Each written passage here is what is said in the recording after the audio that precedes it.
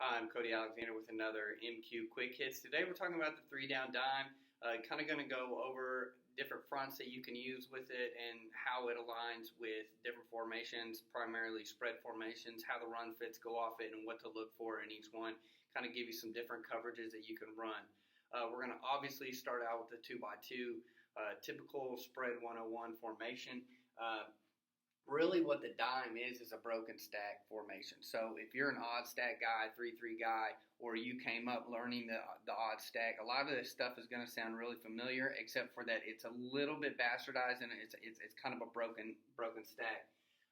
Going with kind of the hybridization of the odd stack and the 3-4, which you see a lot of times in kind of the modern spread defense, especially for 3-down. What you're going to see here is you still have your kind of your Lou, Mike, and your Rob. Now, the Sam, like in a 3-4 hybrid, is going to be a nickel Sam. So he's going to be more of a safety type. And really, you kind of have four safeties on the field. You have a Sam, you have a cover safety, a middle safety, or the adjuster, which we'll talk about in a second, and then you have the down safety. You've got your two corners, and then your Mike and your Will are going to primarily be your traditional Mike and your Will. Your Mike in this dime formation has to be your stud linebacker. He has to be able to plug the gap, and he has to be able to kind of decipher where the play is going and then react to it. Your Will is kind of that typical Will. He's a little bit, he's not necessarily a hybrid, but he's more of the coverage guy because he's going to be outside of the box. For instance, in this, he's going to be outside of the box. What you're looking for secondary-wise. A lot of these teams, like if you're watching Texas, if you're watching Iowa State, what you're going to see is cutting corners. So they're going to run almost like a Tampa 2, where you're going to get the safeties working to the apex of 1 and 2. You're going to get him cutting, him staying in the curl, him staying in the curl, him cutting, and then obviously him over top. And then he's kind of the trash man through the middle of the field. Mike and Will are going to drop to your, or Mike's going to drop to your hook. What this allows you to do is really have kind of 4, 5, 6 next to the box, while everything else is really kind of taken care of deep. The big kind of spot where teams are going to hit you, obviously, is where's Tampa 2 vulnerable is right here on that sideline, especially with the cutting corner. But what this is designed to do, especially with a tight front, is really just to squeeze and vice everything in the box, primarily zone, and just kind of make everything bounce to your players. There were times where you'll be watching, like, for instance, Iowa State, and they'll literally have a 3-1 box, and you're like, how are they able to stop the run? Well, because of the way the front is structured and then the way that they play in the secondary, they're able to get free hitters near the line of scrimmage. So let's go kind of through the tight front versus the Okie front. This is a tight front right here. What you're seeing is these guys are going to vice into the B gaps. And what that really does is it really opens up only one gap, and that's the A gap. And your Mike fits from A all the way to C, and he's really just looking at the mesh and what's going on here. If the quarterback ends up running, he can vacate, and the Will falls into the A gap. What this does, primarily in the tight front, is most spread teams aren't trying to run it right up the center. They're not trying to hit it right up the A gap. There are teams that will do some man blocking and kind of what I call a bang play, where they bang the nose, let the guard overtake. But by putting that nose on the center, you've kind of eliminated the center from trying to climb up. By putting them in 4 eyes or even 3s, you've really hindered their ability to do the typical spread wrap, where they're wrapping guys up, trying to get an isolation on the mic. Even then, he can spill that to a Will that's folding in. So they've kind of created a situation where if you're going to run in the A gap, we've got a Mike sitting there, and we've got a middle safety who's really going to trigger off any run. So even in a 2x2 formation, you've got basically everything covered in the middle of the field, which would be primarily where they would try and get you, because everything is going off outside. Now, how does the Okie front change things? Well, if I put a 5 here, he's probably going to be a heavy, and he's probably still going to rub into that B gap. So it's going to end up into a tight front eventually. Mike's still going to fit in the A, Will's still going to fit weak. If I set it away from the back, the same thing is going to happen. So if I set him here, nose, and then my other end, Now, really, the will is your free player, and the mic has to trigger into that A gap. So it really just depends on what you want for your free player. Do you want it to be the will, or do you want it to be the mic? So going back to our basic alignment, set the front to the back. Now we have our tight front. We're squeezing everything compared to the oaky front. So again, it really depends on what you want to do. Sometimes Iowa State would bring in kind of a big slot or a big Sam nickel, and they would align him up and then kind of run in like a pseudo over front by setting that oaky front away from traditional ways that you would set the strength. So for instance, setting it away from the back and letting that Sam come up here, very similar to kind of what Katy High School does in the Houston area here in the state of Texas.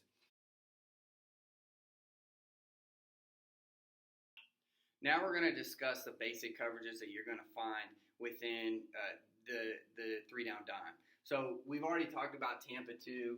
You're going to have a trap corner curl, trap corner curl. You're going to have him over top, and then he's kind of patrolling the middle as your pull runner. That's the basic way of running this scheme. Now, what are some other things you can do?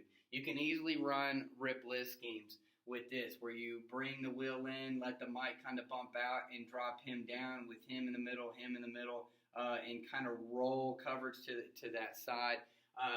That helps you a lot too. You can even do it where you're kind of pinching these guys in, and these two safeties drop down, and this safety drops back. So the way that you change your coverage can be a multitude of different things, because you have basically four safeties on the field.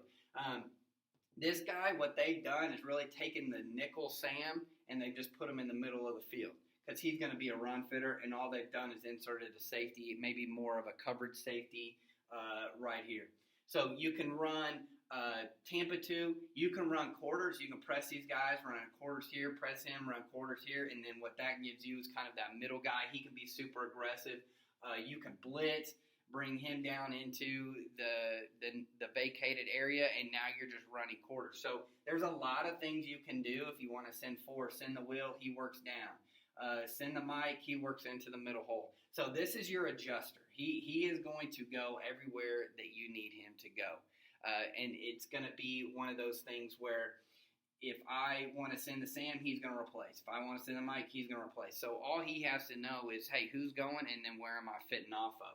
So what we've done is we've ran Tampa 2, we've run a rip list scheme, we've run quarters, and we've run really anything that you want. You want to go man free, man, and then drop him down. He's now man. Now I'm in here, and then he's kind of that wrap player in the middle, and he can work back to the middle of the third. So you can really do anything you want, because you do have a natural rat in the middle with the middle safety. And again, he's your adjuster. He's able to go wherever he wants. So those are primarily the coverages that you can use. Again, you can run Tampa, you can run Rip Liz, you can run Cover 1, and you can do it any way that you want to, as long as you have the correct guys going in the correct spots. Just make sure that you know, if I'm losing an overhang, I got to replace him. Am I replacing him with the down safety or the middle safety?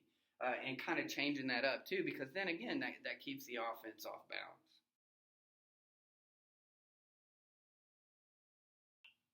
Now let's talk about trips. So the offense comes out in a 3x1 set. How are we going to adjust to it? Well, in our base Tampa 2, it's very simple. Your middle safety is going to be your adjuster. Again, he's going to read number 3.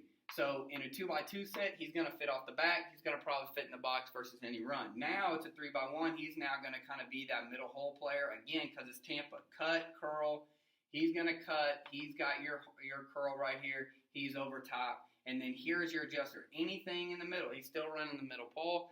And the middle pole is probably going to be coming from this side, where primarily number 3 in a 4 vertical scheme. So you can still run anything you want to out of this. Another adjustment that you can make is keep him outside of the box and actually have him cut number 1, allowing him to kind of roll. You can put him down and let him roll and kind of get into a more of a 3-4 look. And still run kind of a roll cover 3 coverage and just kind of roll him down near to the box, especially if you're getting some RPOs or different things like the snag RPO that's real popular at a 3x1. So you can do different things. You can run quarters. You can do anything over here. You can invert him, bring him back.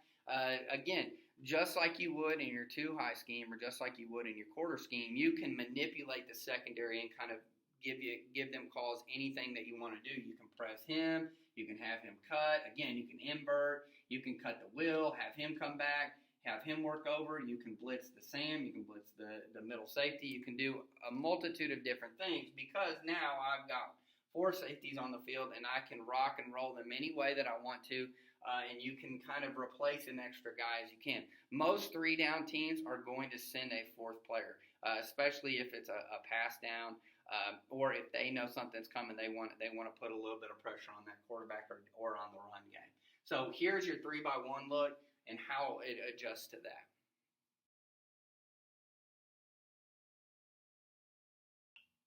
Now the offense has introduced a sniffer or an H-back, and how do we react to it in our typical look? So again, let's go with our primary base coverage. Let's go Tampa 2. So again, he's going to cut, which really allows your Mike to be the A-gap fitter, your Will to be the A-gap fitter, and your Mike to be the free player. What you can do too, again, you can invert, keep him deep. But we're talking Tampa 2. So we've got a cut, curl, over top, and then again, your middle safety is kind of that free player. What do you want to do with him? Do you want him to spy the H? Maybe kind of like Don Brown does the travel with his Sam linebacker. If he works over here, he fits on the outside shoulder. If he inserts here, he fits on the outside shoulder. Really kind of vacating the Sam and really making him a nickelback. Or do you get him involved where he's real hard out, and he kind of works back to that hook area right there. So if you're getting snags and things, or the RPOs right here, you're trapping that to kind of eliminate the bubble RPO. But what if they get the switch RPO? Well, he can fit here, he can come down real fast. So it gives you a lot of things to do. If you want to get the trigger of that RPO and make him kind of a fast twitch player to the box, you can do that. Or hey, we're going to get our 3-on-2 and we're going to adjust with him. Because technically you still got a 6-man box just in the sense that he can fit anywhere you need him, and then that down safety can fit on the backside if you need him to do so as well. Some teams, they'll leave that Will linebacker out here, let him fit here, and really let that Mike and that Sam work off that H to the strong side. So there's a multitude of different things that you can do to a 21 personnel set and still be able. The main primary goal here is with the tight front is that we are pinching everything. So everything is going to bounce outside. We want things going east and west. If they run option over here, Will's going to get here, and he's going to be the pitch player if you're running a quarter scheme. Or if we're trapping, he takes pitch, he takes quarterback. Again, changing it up really makes the offense work, because you're looking at this, you're like, hey, I'm going to run option weak.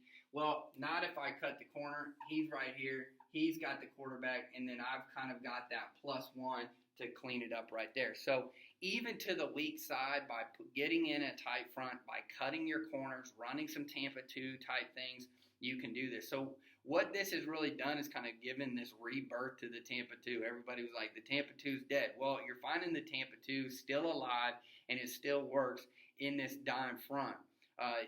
Go and watch Iowa State versus Memphis. Memphis tries to get into 12 personnel formation, or these bigger formations, and what Iowa State stays in their 3-down dime. They adjust to the formation, and they survive. Why? Because this guy's not considered in the box. If I cut the corner, he's not considered in the box. If I invert the safety, he's not considered in the box. And so what it does is it makes those linemen really kind of latch on to the front three. And if you've got guys that, hey, I know these guys can plug a gap and they can take on a double team, the tight front's not actually a bad thing to go with, primarily if you're going to run this kind of dime package. So if you see a lot of spread, or if you're in a spread-heavy district or conference, this might be something to toy around with in the off-season, or toy around with during the season if you already have kind of a dime package of ways that you can do this. So again, this is a good way to counter and kind of make it appear that you're weak in spots, but really you're not by the way that you're playing your secondary. So the Mike and the Will and the tight front never move. It's the secondary that adjusts, and really your middle safety is kind of the adjuster. So be creative, create opportunities for guys in the secondary to go in and make some plays.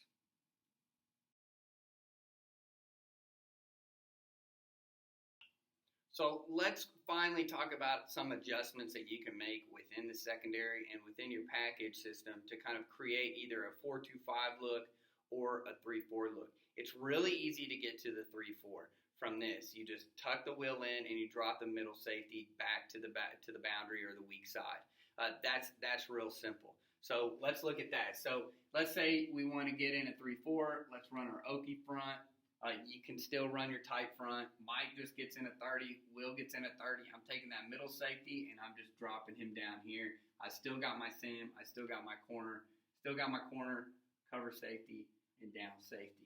So now what I've done is I've dropped him down. I'm now in the 3-4. If I want to get back out of it, I can move him back here. Or you can even have him kind of work back here. That's something that you could do. You could kind of bluff that you're going to look like you're in a 3-4, drop him back into the middle hole. They run an over route. They're not expecting him to be there. Boom, you got a pick because he ends up being there.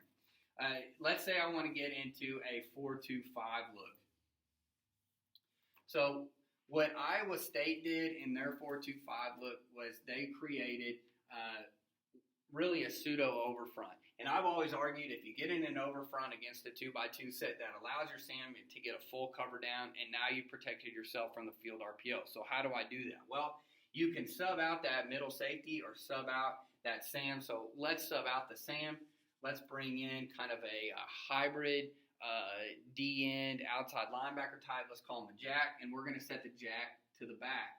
Well, I'm going to get in an Okie front, but I'm going to set the strength away from what I normally would, which would be the field or the back, and so now I'm going to set it opposite. So now here is my 3, nose, and a 5. So now I've essentially got an over front with a hybrid player to the front side. I can drop him. I can do different things that I want to do with him. Well, what about my overhang over here? Well, Oklahoma State would leave the middle safety in the middle of the field, and he would just shoot in there if he saw a snag or a bubble or anything. If you don't feel comfortable with that, go ahead and walk your middle safety down here anyway. Like we said, we've taken the nickel Sam, and we've just put him into the middle of the field. Mike and Will, again, if you want to treat it like it's a 3 down, put them in 30s, and now you have a 4-2-5 look, and you really haven't done anything. You can trap the corner to keep the Will in the box, or you can go ahead and say, hey, let's make this look like a 4-2-5 and hit the Will. So, again, he's used to being hipped anyway. If you're using the tight front, you're keeping him out of the box in 2x2. Mike's used to being in the middle of the box, and really the reads don't change. He's running heavy, so he's probably going to be outside of the box. He's fitting A-gap. And so all you've done is you've created a 4-2-5 out of it, and all you've done is taken a jack player, which most people have a boundary hybrid defensive end outside linebacker guy that they have on their roster anyway, and you're just creating an over front. You want to create an under front to it, you run your regular Okie and you walk him down, or hey, we're getting into a 3-4 and now we've got a 3-4, and all we've done is taken the Sam out and put a kind of a bigger hybrid D and outside linebacker in it. So you can make these easy adjustments. If you go and you watch Iowa State or Texas, they do this all the time. They're going to put a bigger kid in there in a package. Maybe they've got a big package or a light package, and the big package functions more like a 4-2-5, whereas the small package is kind of that broken odd stack or that 3-down dime that you've got. And really all you're doing is you're taking the Sam and just moving him close, and you're taking the middle safety and dropping him down. And now you're running your basic quarters coverages that you normally would. You can still do your Rip Liz. You can still do your Tampa 2. Now, just understand with the Tampa 2, you're not going to have your pole runner, or your Will's going to be your pole runner. So maybe you run more of a cloud coverage or a 2-read type coverage off of that. So again, these are the different ways. We went over how the dime is a broken stack. We went over the tight front versus the Okie front, how you can use both and how you might do that. Again, using this to create an over front here, different formations, 2x2, 3x1, and then we went with the 20 personnel, and then finally we ended with the different adjustments of how to get into a 4-2-5 look or how to get into a 3-4 look.